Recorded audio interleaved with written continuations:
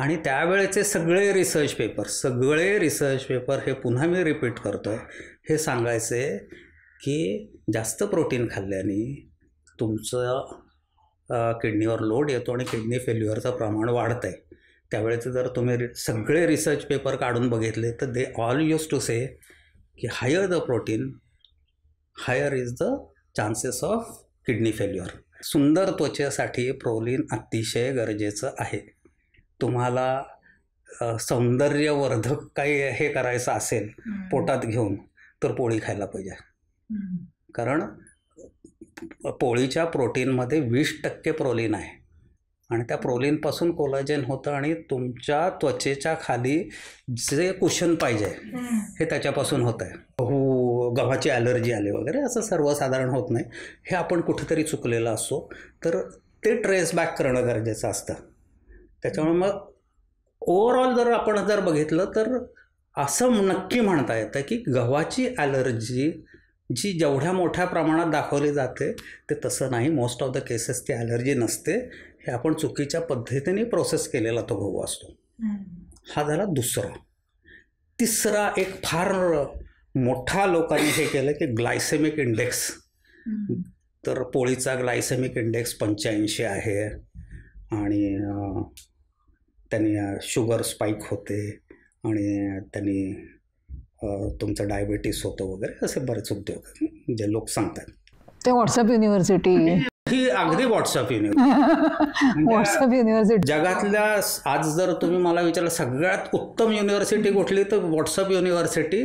कारण एवढ्या चांगल्या पद्धतीने एखाद्या एवढ्या मोठ्या जनतेला शिक्षित करणं, दुर्शिक्षित करणं म्हणून सुशिक्षित तर आता त्याला दुसरा शब्द नाही, दुर्शिक्षित म्हणून. म्हणजे पूर्वी लोक सुशिक्षित होण्यासाठी आपल्याला कितीतरी म्हणजे विद्यापीठ का युनिव्हर्सिटी करायला लागला. ही एक युनिव्हर्सिटी इतक्या जनतेला एका वेळी चुटकीसरशी जे काय शिक्षित ज्ञान देते आणि फ्री ऑफ कॉस्ट. आणि त्याच्याही पलीकडे त्यातले प्रकांड पंडित ते कोणाचंही ऐकत नाहीत.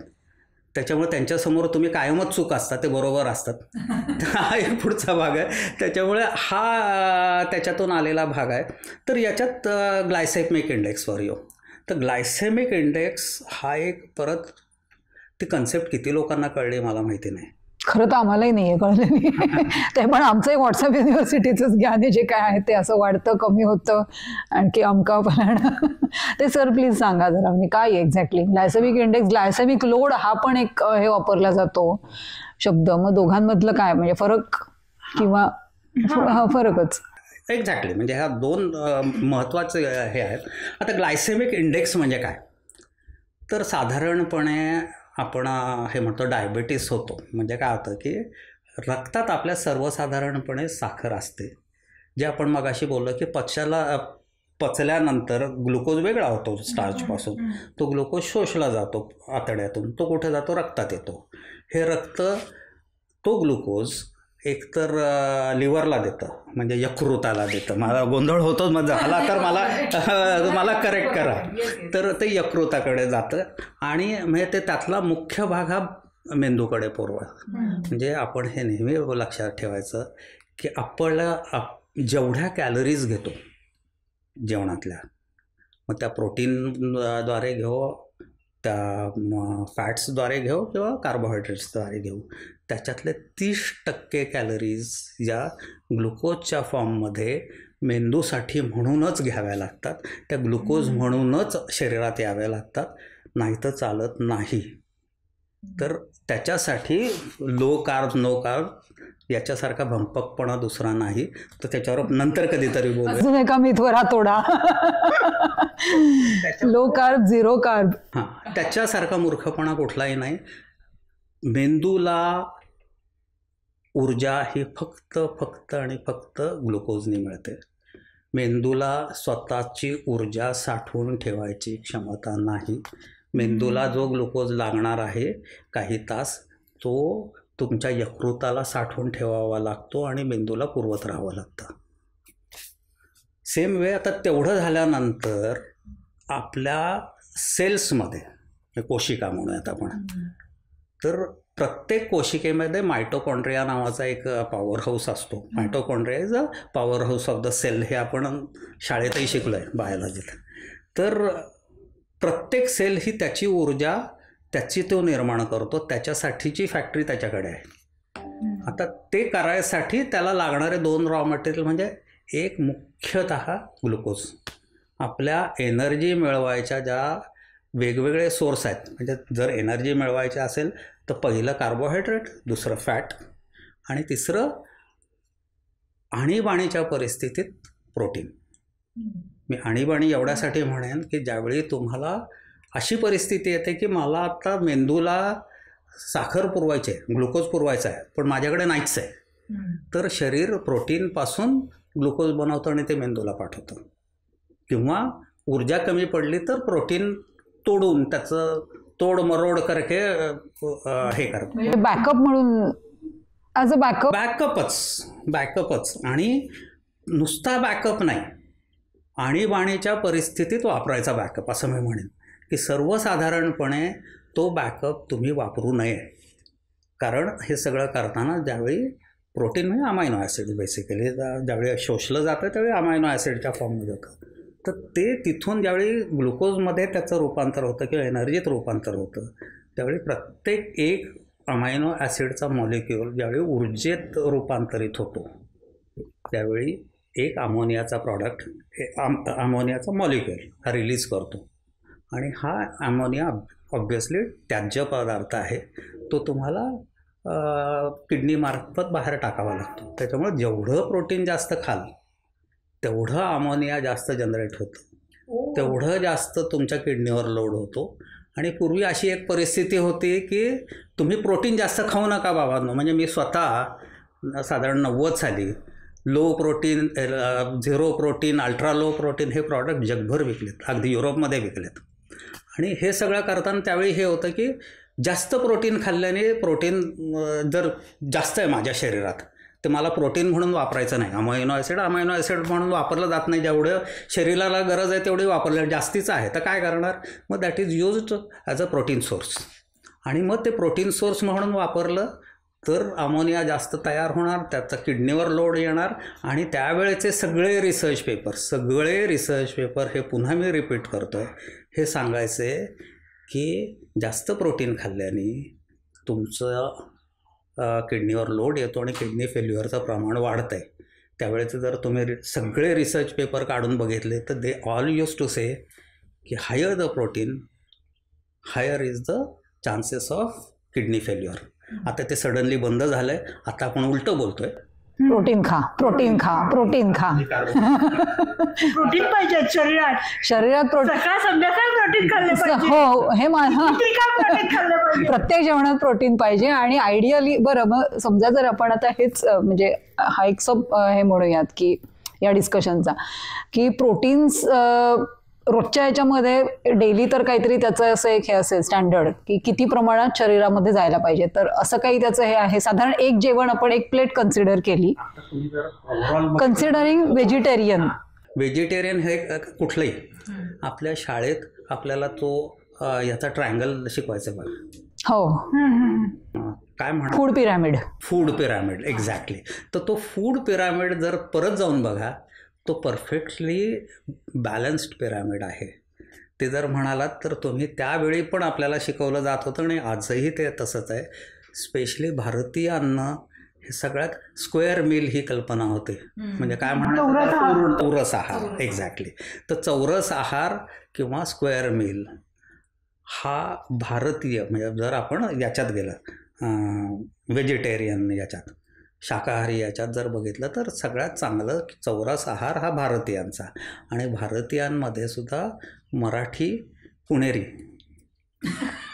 आमच्या पुणेरी लोकांचा, पुण्याचा काहीतरी आम्ही पुणेरी, आमचं जेवण म्हणजे आमचं जेवण सगळ्यात परफेक्ट, लय जगात भर.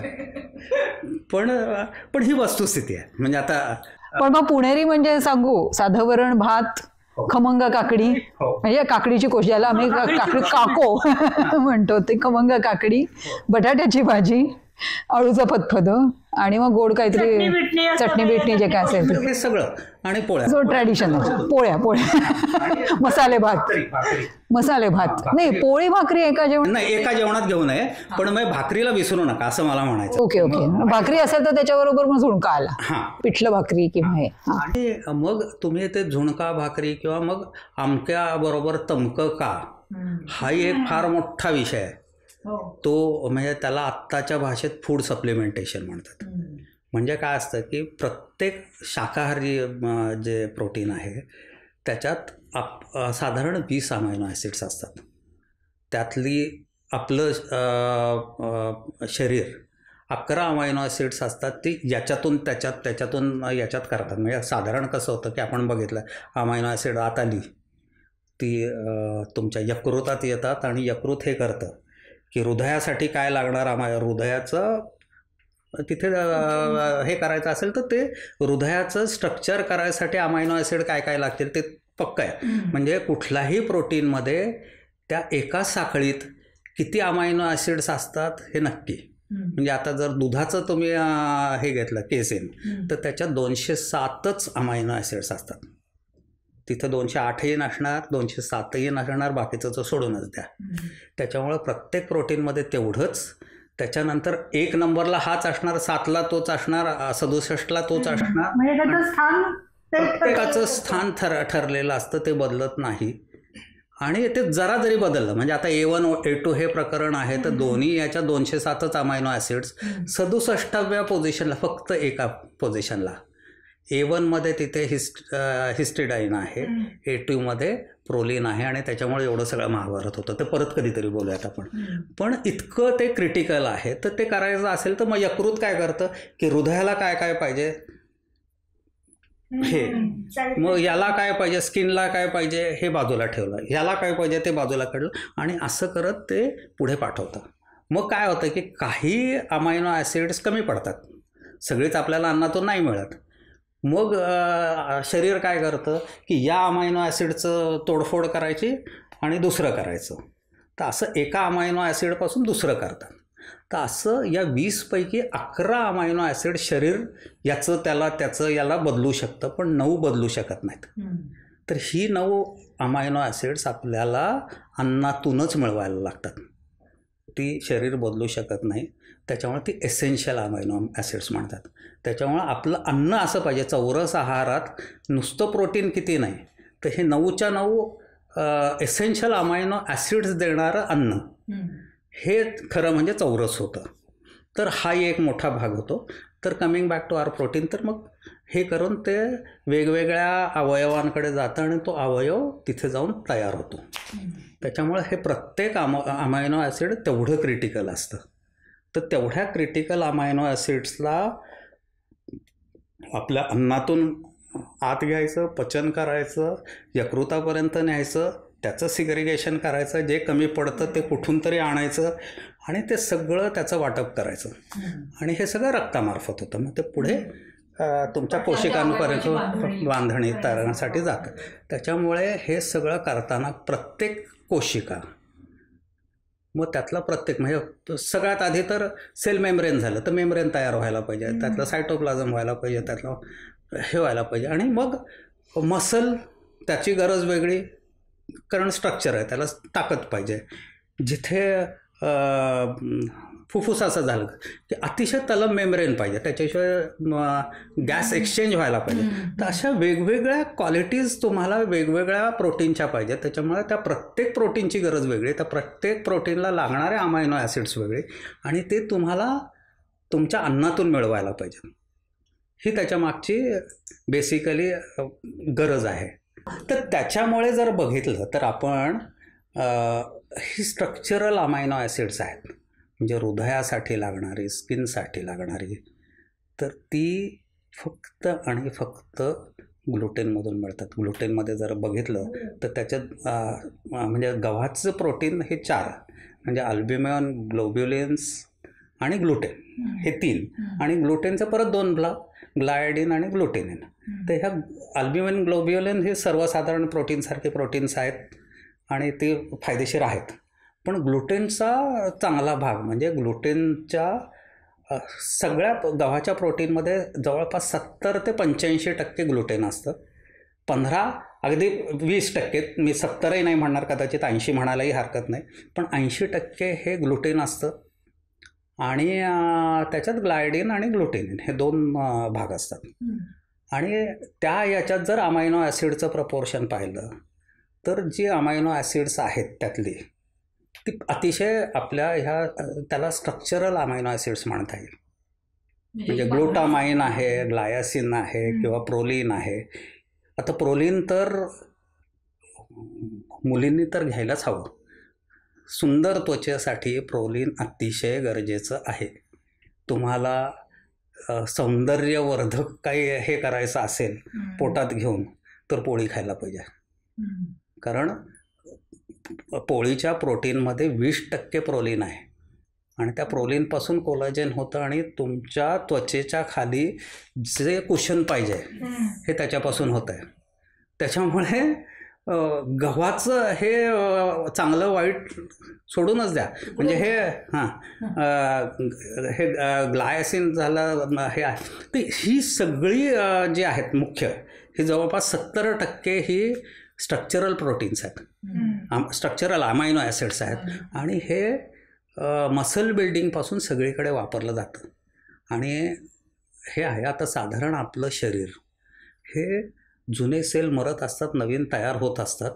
आणि हे आपल्याला माहिती नसतं, पण दर 8 वर्षानंतर आपलं शरीर संपूर्णपणे बदललेलं असतं. तुमच्या हृदयापासून सगळे अवयव बदललेले असतात आणि त्याच्यासाठी तुम्हाला कायम ही अमायनो ॲसिड्स लागत असतात. त्याच्यासाठी ती संपूर्ण हे चालू असतं. आणि हे सगळं डेव्हलपमेंट करायसाठी स्ट्रक्चरल प्रोटीन म्हणून आत्ता नॉन व्हेजिटेरियन आहेत, पण ते सोडलं तर गहू सोडला तर आपल्याकडे दुसरं अन्न नाही. त्याच्यामुळे जर तुम्ही म्हणालाल तर माझ्या दृष्टीने गव्हाचं प्रोटीन हे सर्व गुणसंपन्न आहे असं म्हणता येतं. पण ते चुकीच्या पद्धतीने आपण प्रोसेस करून त्याला वाईट केलं. तर प्रोसेस काय चुकलं आपण पुढे जाऊन बघूयात. तर हा एक भाग आहे की चुकीच्या पद्धतीने प्रोसेस करून हे झालं. तर अमायनो ॲसिड्स आपण तर बोललो. आता त्याच्या पलीकडे जाऊन मग आता हे सगळं करताना शुगरकडे होतो आपण, डायबेटीस होतो का, ग्लायसेमिक इंडेक्स वरून आपण खरं म्हणजे हे तर आलो. तर ग्लायसेमिक इंडेक्सचा बेसिक प्रॉब्लेम काय असतो की व्हॉट इज ग्लायसेमिक इंडेक्स. तर मी 100 ग्राम किंवा x ग्राम एखादा प्रॉडक्ट खाल्ला तर तो किती लवकर रक्तात जाऊन त्याची साखर होते, ग्लुकोज, म्हणजे त्या पचून ग्लुकोज झाला पाहिजे आणि ते ग्लुकोज रक्तात किती वेळा. तर आपण ग्लुकोजच खाल्ला तर काय होईल, तो साधारणपणे 1 तासात रक्तात पूर्णच्या पूर्ण पोहोचतो असा एक समज आहे. तर कुठलाही अन्न खाल्ल्यानंतर 1 तासात ते खाल्लेल्या अन्नापैकी किती हे ग्लुकोजच्या फॉर्ममध्ये रक्तात मिसळलं हे मोजायचं एक मानक, हे मोजायचं एक स्टँडर्ड इज ग्लायसेमिक इंडेक्स. मग तिथे 100 ग्राम आपण ग्लुकोज खाल्लं तर 100 ग्राम रक्तात 1 तासात पोचला म्हणून त्याचा ग्लायसेमिक इंडेक्स 100. आणि मग तुम्ही वेगवेगळे पदार्थ खाल्ले तर ते तेवढ्याच वेळात किती ग्राम हे केलं. म्हणजे आता साखर घेऊयात आपण. साखरसुद्धा साखरच आहे. जर एक साखरेचा मॉलिक्यूल तोडला तर 100 ग्राम साखर आपण जर इन्व्हर्ट केली तर त्याच्यातून ग्लुकोज आणि फ्रक्टोज होतो. तर 342 ग्रामचे 360 ग्राम होतात. म्हणजे 100 ग्राम साखर खाल्ली तर ते 110 ग्राम तुम्हाला ग्लुकोज आणि ग्लुकोज इक्विव्हॅलंट मिळेल, ग्लुकोज प्लस फ्रक्टोज. पण हे सगळं करताना ही साखर आधी पचायला लागते. ते पचायसाठी तुम्हाला सुक्रेज नावाचं एक एन्झाईम लागतं, ते छोट्या आतड्यात आहे. त्याच्यामुळे तुम्ही साखर खाल्ल्यापासून ती तोंडात येईल, ते तुमच्या जठरात जाईल, मग सुरुवातीचा काही छोट्या आतड्याचा भाग जाऊन मग ते सुक्रेज त्याच्यावर काम करेल, मग त्याच्यातून ग्लुकोज होईल, मग ते काही वेळाने रक्तात येईल. त्याच्यामुळे मग जर साखर खाल्ली तर काय होतं, तर त्या 1 तासात, म्हणजे 1 तास अगदी एक्झॅक्ट धरू नका, आपण एक काय म्हणणार एक याचं एक स्टँडर्ड म्हणत की इतक्या वेळात, तर तितक्या वेळात साखर 100 ग्राम खाल्ली तर किती जाईल, तर 65 ग्राम साखर ही ग्लुकोज आणि ग्लुकोज इक्विव्हॅलंटच्या स्वरूपात तेवढ्याच वेळात शरीरात जाते. त्याच्यामुळे ग्लुकोजचा ग्लायसेमिक इंडेक्स हा 65. साखरेचा सॉरी साखरेचा ग्लायसेमिक इंडेक्स हा 65 कमी आहे म्हणजे. हो, म्हणजे आता जर तुम्ही जर बघितलं तर याचा अर्थ मग साखर चांगली का, तर नाही. तर त्याच्यामुळे मग हा मिसनॉर्मल झाला. आणि मग गव्हाचा किती, तर 62. मग हे करताना मग त्याचा मैदा केला, त्याचा कोंडा काढला, त्याला बारीक दळलं, त्याला हे केलं, तर मग त्याचं पचन जसं साखरेचं पचन होतं त्याचा स्टार्चचा ग्लुकोज होतो, तेही भरभर होतं. आणि हे सांगायला म्हणजे आश्चर्यकारक आहे, साखरेपेक्षा लवकर मैदा साखरेत ग्लुकोजमध्ये रूपांतरित होतो. म्हणून म्हणजे जर तो 100 ग्राम आपण मैदा खाल्ला तर तितक्याच वेळात 85 ग्राम मैद्याचं ग्लुकोजमध्ये रूपांतर होतं आणि ते रक्तात येतं. म्हणून मैद्याचा ग्लायसेमिक इंडेक्स 85. पण ते गव्हाचं पीठ असेल तर गव्हाच्या पिठात आणि ते थोडंसं कमी दळलेलं असेल, बारीक दळलेलं असेल, तर ते पचायला पुन्हा वेळ लागतो. आणि ते जर झालं तर मग तो 62 येतो. त्याच्यामुळे गव्हाचा आणि होल व्हीट फ्लावर म्हणूयात, म्हणजे आपण जे गव्हाची कणिक आपण घरी करतो त्याचा ग्लायसेमिक इंडेक्स 62. आणि त्याचा जर प्रॉडक्ट आपण केला आणि तो जर तितक्या सहज नाही पचला तर त्याचा ग्लायसेमिक इंडेक्स आणि कमी होतो. त्याच्यामुळे आपण जर त्याचा होल व्हीट फ्लावरची म्हणजे आपण जी करतो ती घरची कणिक घेऊन जर योग्य पद्धतीने पोळी केली, त्याच्याबद्दल चांगला अजूनही रिपोर्ट नाही, पण ग्लायसेमिक इंडेक्स आपल्याला 50च्या खाली आणता येतो. 55च्या खाली ग्लायसेमिक इंडेक्स असेल तर तो प्रॉडक्ट चांगला समजला जातो. पण याच्यात आणि एक गमतीचा भाग आहे. आता तुम्हाला सांगून आश्चर्य वाटेल, पटणारही नाही. मारी बिस्किटाचा ग्लायसेमिक इंडेक्स किती असू शकतो? मारी बिस्किट काही प्रमाणात साखर आहे, कमी आहे पण साखर आहे, आणि तो मैद्याचा केला, मैदा सोडून त्याच्यात काही नाही, तर त्याचा किती ग्लायसेमिक इंडेक्स असू शकावा? Wild guess. आपण ग्लुकोजच्या बिस्किटाचं 85 म्हणतो, 70च्या दरम्यान. तर मारी बिस्किटाचा ग्लायसेमिक इंडेक्स हा 5 ते 6.5च्या दरम्यान सांगितला जातो. हो, मारी बिस्किट ग्लायसेमिक इंडेक्स 5 ते 6.5. मारी बिस्किटच खाऊ रोज. म्हणजे याचा अर्थ मारी बिस्किट खा आणि डायबेटीस घालवा असं होतं का? तर नाही, मारी बिस्किट वाईटच हे. तर ही ग्लायसेमिक इंडेक्स ही थोडीशी फसवी झाली त्याच्या डेफिनेशनमुळे. म्हणून मग नुसतं ग्लायसेमिक इंडेक्स होऊन चालणार नाही, तर आपल्याला ग्लायसेमिक लोड नावाचा मग आपण प्रकार आणला. तर मग मी 100 ग्राम ग्लुकोज खाल्ला तर 100 ग्राम ग्लुकोज शरीरात येईल. मी 100 ग्राम साखर खाल्ली तर 105-108 ग्राम ग्लुकोज इक्विव्हॅलंट साखरेत येईल. मग साखरेचा म्हणजे आपला टेबल शुगर ज्याला म्हणतो त्याचा ग्लायसेमिक लोड हा 108 असायला पाहिजे, 105 असायला पाहिजे. जे आपण म्हणजे थोडक्यात त्याचं कॅल्क्युलेशन असं, 342 ग्राम जर साखर तुम्ही इन्व्हर्ट केली, त्याचं ग्लुकोज आणि फ्रक्टोजमध्ये रूपांतर केलं तर ते दोन्ही मिळून 360 ग्राम होतं. तर 360 भागिले 342 गुणिले 100 हे जे काय हे येईल, हा त्या साखरेचा ग्लायसेमिक लोड असायला पाहिजे. सिमिलरली जर आपण गव्हाचं पीठ घेतलं, त्यातला तिथे कोंडा आहे, फॅट आहे, काही चटकन किंवा न पचले जाणारे ज्याला अमायलोपेक्टिन म्हणतात असा काही भाग आहे की जो ग्लुकोजमध्ये रूपांतरित होत नाही. तसं हे करून त्याचा ग्लायसेमिक लोड काढला जातो आणि प्रत्येक प्रॉडक्टचा ग्लायसेमिक लोड वेगवेगळा असतो. आणि मग ग्लायसेमिक लोड आणि ग्लायसेमिक इंडेक्स एकत्र करून काहीतरी मग आपण त्याचा एका याला येतो की हे चांगलं का वाईट. पण आज तरी या ओव्हरऑल जे काय तुमची व्हॉट्सअप युनिव्हर्सिटी आहे त्यातल्या किती लोकांना हे कन्सेप्ट माहिती आहे मला माहिती नाही, पण आपण त्या दोन्ही कन्सेप्टची पूर्ण वाट लावलेली आहे. आणि त्या उगीच ह्याचा ग्लायसेमिक इंडेक्स जास्त, गव्हाचा हे आहे, पोळीचा एवढा जास्त आहे त्याच्यामुळे पोळी खाऊ नये, साफ चूक. 65च्या वरती ग्लायसेमिक इंडेक्स हा हायर ग्लायसेमिक इंडेक्स म्हणतात, ते प्रॉडक्ट अवॉइड करावेत असं म्हणतात. रादर 70च्या वरती. त्याच्यावरही पुन्हा थोडंसं हे आहे की काही जणांचं म्हणणं 65, काही जणांचं 70. तर आपण जो पाहिजे तो हे घ्यावा. पण 65च्या खाली म्हणजे 55 ते 65 किंवा 55 ते 70 ग्लायसेमिक इंडेक्स हा मीडियम ग्लायसेमिक इंडेक्स प्रॉडक्ट म्हणतात. तो चलेगा चलता है टाईप हे आहे. नाही म्हणजे चालू शकतो अशा याच्यातला, कधीतरी नाही म्हणणार मी, चालू शकतो असा. आणि 55च्या खाली मात्र चांगला. जर ग्लायसेमिक इंडेक्स 55च्या खाली असेल तर तुमचा शरीरासाठी तो चांगला आहे म्हणता येतो. गव्हाचा ग्लायसेमिक इंडेक्स 62. काहीही न विचार करता गव्हाची पोळी केली तर तिचा ग्लायसेमिक इंडेक्स 62. योग्य पद्धतीने पोळी केली तर तिचा ग्लायसेमिक इंडेक्स हा आपल्याला खाली आणता येतो. तो 45पर्यंत खाली आणता येतो. हे मी अगदी कीपिंग ऑल माय कॉन्शियन्सेस क्लिअर हे छाती ठोकपणे सांगू शकतो. आपण पोळीचा ग्लायसेमिक इंडेक्स 45पर्यंत खाली आणू शकतो.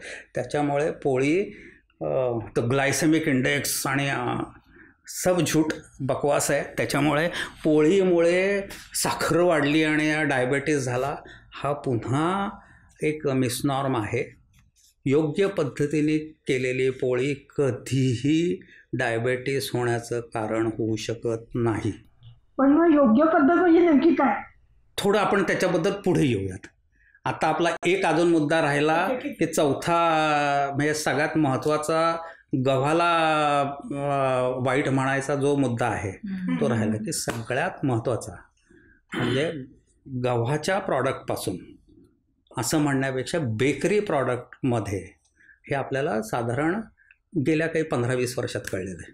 म्हणजे 2002 साली पहिल्यांदा रिसर्चमध्ये हे केलं की आपल्या अन्नात ॲक्रिलामाइड नावाचं विषय, हे आपल्याला गेल्या शतकात माहिती नव्हतं. 2002 साली चुकून एका लेडी सायंटिस्टला स्वीडिश त्यांना हे सापडलं की काही प्रॉडक्टमध्ये ॲक्रिलामाइड नावाचं विषय. ते पण वेगळा संशोधन चालू होतं. ते करता अन्नाचं हे केलं आणि त्यांना सापडलं की अन्नात ॲक्रिलामाइड आहे आणि ते कार्सिनोजेनिक आहे हे आधीपासून माहिती होतं. ॲक्रिलामाइड इज कार्सिनोजेनिक. आणि मग त्याच्यावर संशोधन चालू झालं. मग त्यांच्या लक्षात आलं की जेवढे प्रोसेस फूड्स आहेत त्या सगळ्या याच्यात ॲक्रिलामाइड आहे. त्यातल्या त्यात बेकरी प्रॉडक्टमध्ये खूप जास्त प्रमाणात आहे. That is dangerous to your health आणि त्याच्यामुळे ते अवॉइड केलं पाहिजे. तर इथे गव्हाचे प्रॉडक्ट वाईट हे इथे, आणि ते वाईट का तर त्याच्यात ॲक्रिलामाइड आहे. गेल्या आत्ता 2-4-5 वर्षात पुन्हा त्याच्याही पुढे जाऊन झालं की त्याच्यात 2,5-डायमिथाइल फुरफुराल नावाचं आणि काहीतरी विष सापडलं आणि पुढे सापडायची शक्यता आहे. त्याच्यावर संशोधन चालू आहे. आणि ॲक्रिलामाइड वाईट असेल तर मग गप्प कसे बसले लोक, हा पुढचा प्रश्न आहे. त्याच्यामुळे खूप अटर्नीजनी आपल्याला ज्या फार भारी कंपन्या, फार मोठ्या कंपन्या म्हणून माहिती आहेत, या सगळ्या कंपन्यांवर 2005 ते 2013पर्यंत खटले भरले. या सगळ्या लोकांनी कोर्टाच्या बाहेर ते सेटल केले, म्हणजे पैसे देऊन केसेस बाजूला काढल्या. आणि त्याच्यात तो खेळ बरेच वर्ष चालले. 2013मध्ये मग याच मोठ्या कंपन्यांची लॉबी मोठी असते. त्यांनी मग वेगवेगळ्या गव्हर्नमेंटला म्हणजे US गव्हर्नमेंट, युरोपियन वेगवेगळ्या FDA आणि ह्या सगळ्यांना हे करून की बाबांनो जर मग त्याच्यात तोपर्यंत हे झालं होतं की सगळ्या याच्यात ॲक्रिलामाइड आहे. ब्रेडमध्ये आहे, बिस्किटमध्ये आहे, वेफरमध्ये खूप जास्त आहे, ब्रेडमधल्या काही प्रकारात तर खाऊ नये इतका, ब्रेडला हात लावू नये इतका वाईट आहे. एकही प्रॉडक्ट असा नाही युरोपच्या मार्केटमध्ये की ज्याच्यात ॲक्रिलामाइड सेफ स्टँडर्डमध्ये आहे. मग घोडा घास से दुश्मनी करेगा तो खाएगा क्या. दोस्ती जाऊ दे, दुश्मनी. जर माझ्या अन्नात ॲक्रिलामाइड आहे मला माहिती आहे आणि मी ठरवलं की मी प्रोसेस फूड खायचं नाही. युरोपमध्ये, अमेरिकेमध्ये प्रोसेस बाजारातलं फूड आणून नाही खाल्लं तर जेवणार काय. मग तुम्हाला थांबवता येत नाही. म्हणून 2013 साली हे करण्यात आलं की 2014पर्यंत की प्रत्येक प्रोसेस फूडमध्ये त्याच्यात ॲक्रिलामाइड किती आहे त्याची लिस्ट करायची, ते करायचं. आणि या सगळ्या कंपन्यांनी 31 डिसेंबर 2014 त्या दिवशी जे काय या संशोधनात किती ॲक्रिलामाइड आहे त्याच्यावर काम करून 31 डिसेंबर 2016पर्यंत ते निम्म्यावर आणायचं. हे सगळं ॲग्रीमेंट्स वगैरे झाली आणि एक ऑर्डनन्स पास केला झाला, म्हणजे एक कायदा करण्यात आला की हे प्रोसेस्ड फूड खाणं बंद करता येत नाही, त्याच्यामुळे त्या फॅक्टऱ्या बंद करता येत नाही आणि त्याला दुसरा कुठलाच पर्याय नाही. त्याच्यामुळे कुठलेही हे ॲटर्नीज या कंपन्यांवर खटला भरू शकत नाहीत, पण यांनी निम्म्यावर आणायचं ॲक्रिलामाइड आणि ते पुढच्या काही वर्षात खाली आणायचं. त्याच्यावर संशोधन चालू आहे. 31 डिसेंबर 2016 आला गेला, 17, 18, 20, 22 आले गेले, फारसं काही झालं नाही. संशोधन जोरात चालू आहे आणि तुम्हाला आश्चर्य वाटेल त्याचे रिझल्ट्स अगदी हे आहेत की जर तुम्हाला ॲक्रिलामाइड कमी करायचं असेल तर भारतीय पद्धतीने स्वयंपाक करणं इज द ओनली आन्सर. याच्याकडे आपण पुढे जाऊन येऊयात. मुद्दाम हे इथे थांबवतो कारण आपल्याला गहू वाईट का आहे जे सगळ्यात जास्त ॲक्रिलामाइड ज्या प्रोसेस फूडमध्ये आहे त्याच्यात 1 नंबरवर आहे पोटॅटो चिप्स, आपण खायचं सोडत नाही. 2 नंबरवर आहेत सगळे बेकरी प्रॉडक्ट्स, आपण खायचं सोडत नाही. आणि द्या बॅड, ते कमी करायलाच पाहिजेत. त्याच्यावर आजपर्यंत काहीही झालेलं नाही. आपण ते विष खातो, आपणही खातो, तेच नाही. तर हे आहे आणि त्याच्यामुळे गहू बदनाम की गव्हामुळे म्हणजे बेकरी प्रॉडक्टमध्ये ॲक्रिलामाइड जास्त प्रमाणात होतो म्हणून गहू खाऊ नये. तर आता हे नक्की काय, तर आपण हे पाहिलं ग्लुटेनमध्ये जसे बाकीचे अमायनो ॲसिड्स आहेत तसं आर्जेनिन नावाचं एक अमायनो ॲसिड आहे. तर साधारणपणे काय असतं की ग्लुकोज आणि कुठलंही अमायनो ॲसिड हे एकत्र येऊन जर त्याला 130 डिग्रीपेक्षा जास्त टेम्परेचर एक काही ठराविक वेळ मिळाला 7 मिनटापेक्षा जास्त, तेवढा वेळ त्या कंडिशनला राहिलं तर त्या दोघांची रिॲक्शन होते. या रिॲक्शनचं नाव मायलार्ड्स रिॲक्शन. मायलार्ड रिॲक्शन हा पुन्हा एक फार मोठा कन्सर्नचा विषय आणि तो जेन्युनली कन्सर्नचा विषय आहे. त्याच्यामुळे मायलार्ड रिॲक्शन हे एक अमायनो ॲसिड, एक ग्लुकोज त्यांची रिॲक्शन होऊन प्रॉडक्ट्स तयार होतात आणि त्याला शिफ्ट्स रिअरेंजमेंट असं नाव आहे आणि जे प्रॉडक्ट्स होतात हे शिफ्ट बेसिस म्हणतात. तर असे कमीत कमी 250 वेगवेगळे बेसिस माहिती आहेत. त्यातला एक ॲक्रिलामाइड तो कार्सिनोजेनिक आहे हे आपल्याला कळलं, तो कमी करायला पाहिजे हे कळलं. उरलेल्या 250 काय 500ही असतील, त्याची अजून लिस्टिंग व्हायचं आहे. त्यातले किती घातक आहेत, हार्मफुल आहेत आपल्याला माहिती नाही. पण म्हणून ही मायलार्ड रिॲक्शन वाईट असेल तर ती थांबवायला पाहिजे. म्हणून मग आता हे काय तर एक त्याच्यावर हे आलं की भारतीय पद्धतीने स्वयंपाक केला तर म्हणजे काय, जर प्रॉडक्ट 120 डिग्री सेंटीग्रेडच्या वर तापवला गेला नाही, त्याच्यात पाण्याचं प्रमाण खूप जास्त असेल शिजवताना आणि म्हणजे आता काही ठिकाणी 3 मिनटं आहे, काही ठिकाणी 7 मिनटं म्हणलं जातं, पण आपण 3 ते 4 मिनटं धरू. 3 ते 4 मिनटापेक्षा कमी वेळात शिजवला गेला जर तो 130पेक्षा जास्त असेल तर, किंवा मग 120पेक्षा खाली जास्त शिजवला तर होत नाही.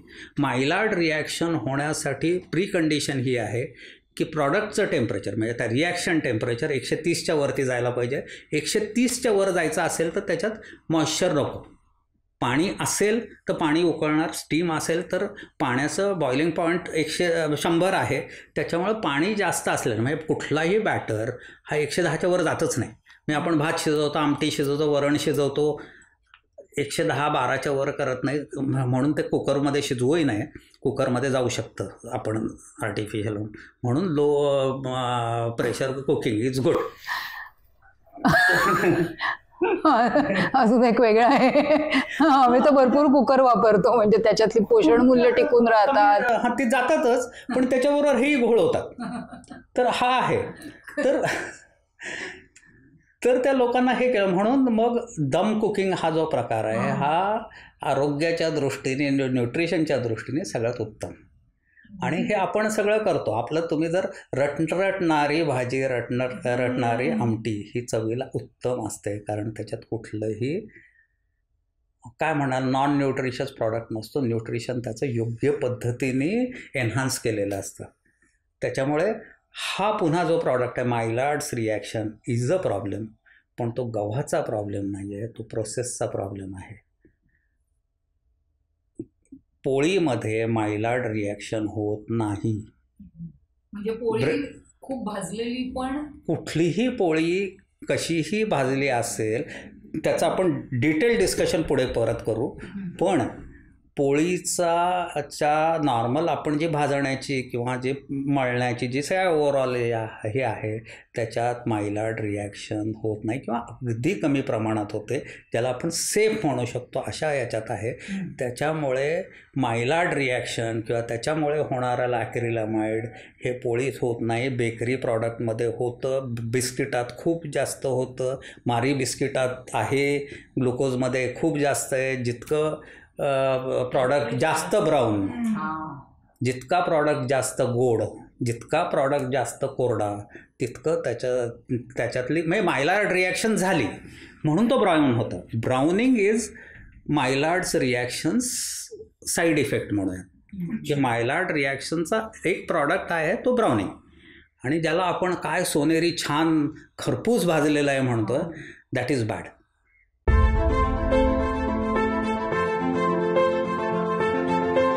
हे करताना बेसिकली मी निसर्गावर विजय मिळवणार हा एक ॲरोगन्स प्रोसेसिंगमध्ये आहे. तो प्रोसेसिंग गव्हाला खराब करतो, ॲरोगन्स, प्रोसेसिंगचा ॲरोगन्स. तर हे करताना आपल्याला अन्न हे पूर्ण ब्रह्म शिकवलेलं असतं का, तर त्या अन्नासमोर तुम्ही नतमस्तक व्हा. तर त्याच्याशी तुम्ही वाईट वागू नका, त्याच्याशी यू बिहेव इन ह्युमन वे. त्याला चुकीच्या पद्धतीने वापरू नका. हां, तर हा एक बेसिक विचार आपण अन्न संस्कार म्हणून केला. तर तो प्रोसेसिंगमध्ये काय असतं की काय चुकतं, म्हणजे हे करताना मग माझ्या इमॅजिनेशनसाठी मी जसा वापरेन तसा मी तुझा वापर करणार, हा एक ॲरोगन्स आहे प्रोसेसिंगमध्ये. कारण माझ्या दृष्टीने तू you are a dead material.